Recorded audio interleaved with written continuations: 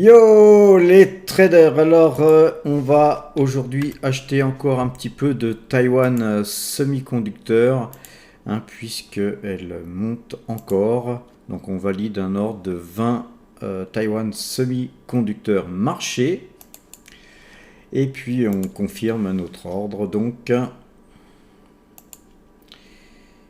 Et donc effectivement nous avons acheté Taiwan Semiconducteur pour compléter notre ligne existante. Donc notre ordre a été exécuté à 82,27 $.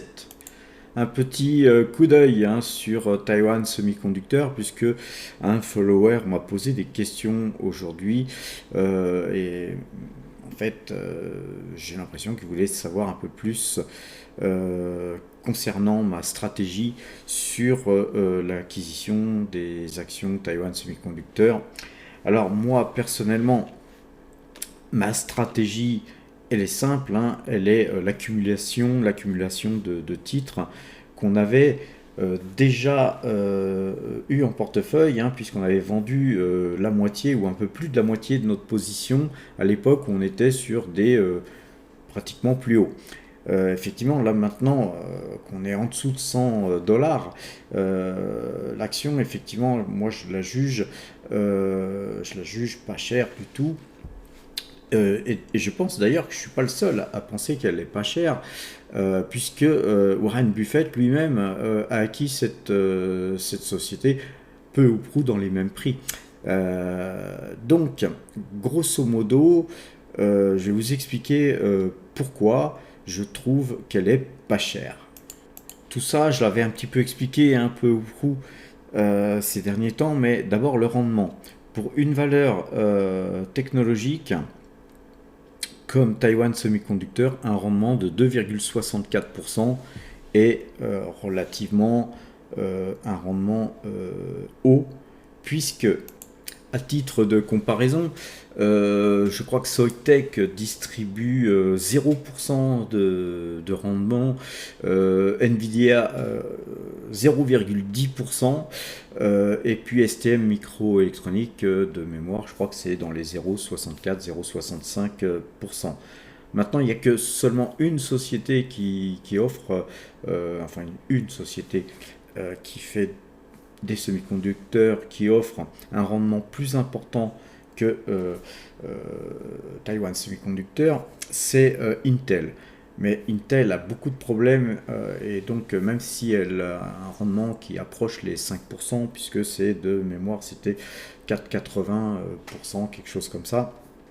Moi, je préfère investir dans une belle société qui offre moins de rendement et qui en plus a des liquidités, puisqu'elle a pas mal de cash en réserve. Alors, quand on investit dans une société, on la compare aussi, on fait un comparatif par rapport aux sociétés du même secteur. Une chose que je regarde quand même si c'est une valeur technologique, c'est le pair. On voit que TSMC a un pair de 13, ce qui est très peu pour une valeur de ce secteur. À titre de comparaison, là j'ai les chiffres sous les yeux, je vois que Soitec a un pair de 26,8. Vous prenez Intel, elle a un pair de 23,8.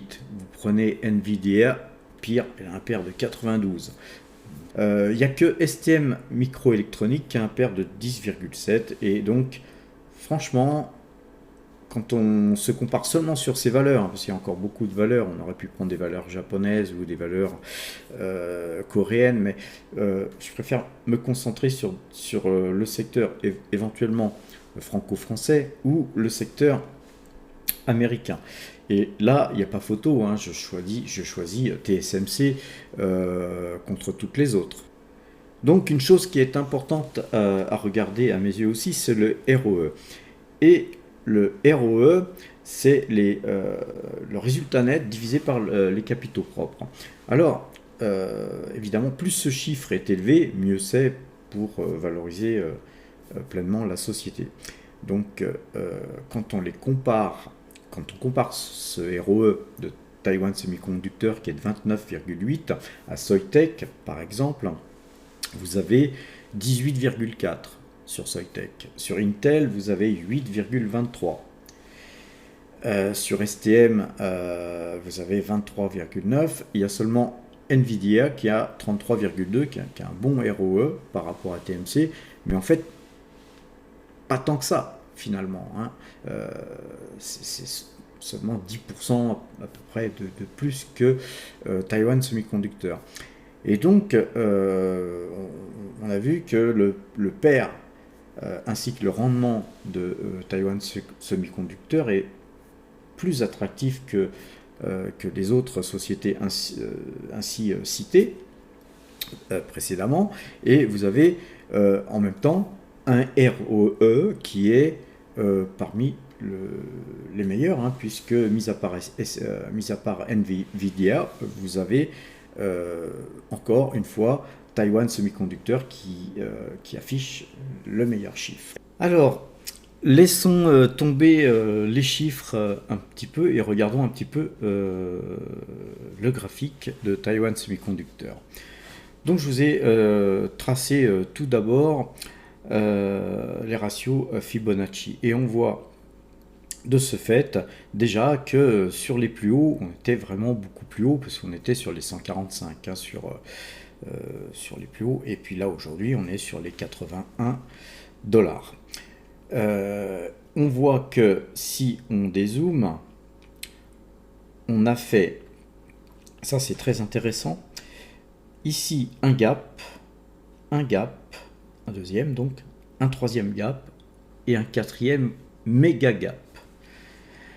Dans l'histoire des graphiques, vous pouvez regarder les graphiques de multiples sociétés, rarement vous verrez des gaps pareils. J'ai souvenir d'avoir vu des gaps pareils il y a je sais plus 20 ou 25 ans sur Zambia Copper ou sur des valeurs voilà, où il y avait vraiment matière à rentrer super acheteur parce que il y avait des news.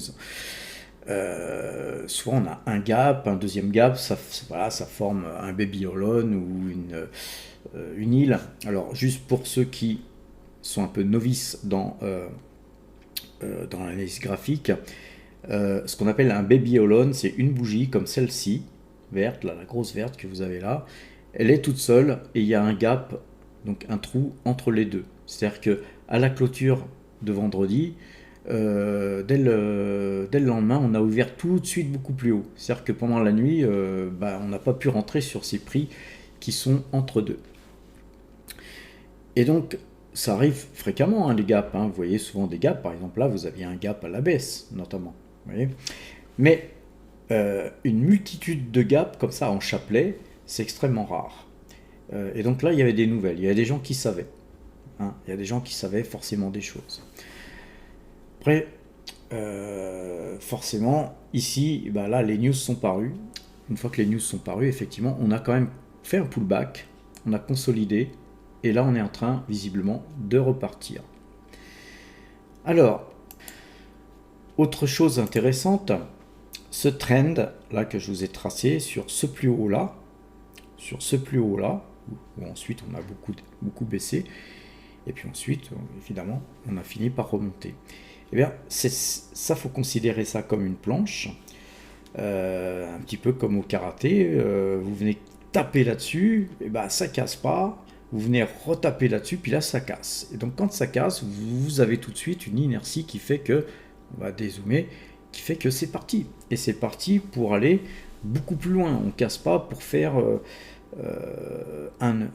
ou $2. On a cassé ici à 70 pour se retrouver à 82, 81, 82 $. Ça, c'est de bon augure pour en analyse graphique. C'est vraiment très positif. Voilà, je vais retirer ce trend. Maintenant, je vais mettre Ichimoku.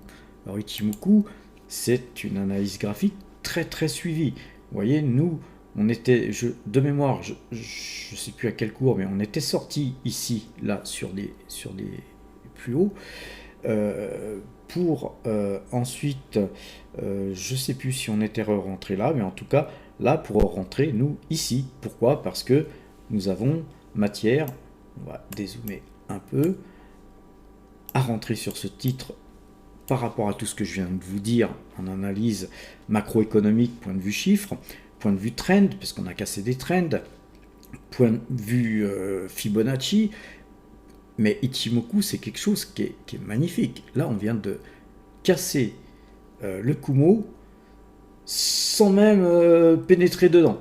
Vous voyez comme c'est magique, c'est-à-dire que on y a pénétré un petit peu la veille ici, hein, mais regardez, des millions de graphes, vous allez jamais voir ça. Enfin, moi, j'ai jamais vu.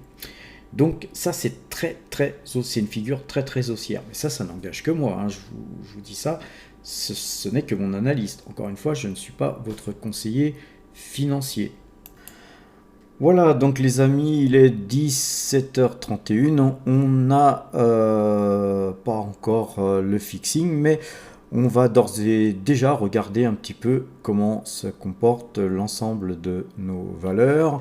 Donc on a pas mal de valeurs qui montent bien, vraiment bien, comme bah oui, Taiwan Semiconductor qui monte un petit peu de 0,48%, on a Schneider qui prend 3,28%. Voilà, tout se comporte bien. On a Visiomet qui remonte un petit peu, hein, qui avait un peu baissé aussi hier, qui reprend un petit peu de poil de la bête. Donc, ouais, on va dire que tout va bien. Je suis un petit peu déçu sur Total qui, là, pour l'instant, perd, c'est pas encore le fixing, mais qui perd 0,14%, alors qu'elle est bien montée en début de séance. Bon, on va regarder ça un peu plus en profondeur dans quelques instants. On va aller plutôt maintenant regarder Metastock. Et donc, concernant les algorithmes calculés sur Metastock, sur le DAX, lundi, nous passerons vendeur si 14 259 points étaient touchés, puisque en fait, on est passé acheteur aujourd'hui. Concernant le CAC 40, on est toujours vendeur, hein, on n'a pas bougé notre position. Par contre, lundi, si 6669 points étaient touchés, nous passerions acheteur aussi sur le CAC. Donc les amis, je vais vous souhaiter un excellent week-end et à lundi si vous le voulez bien.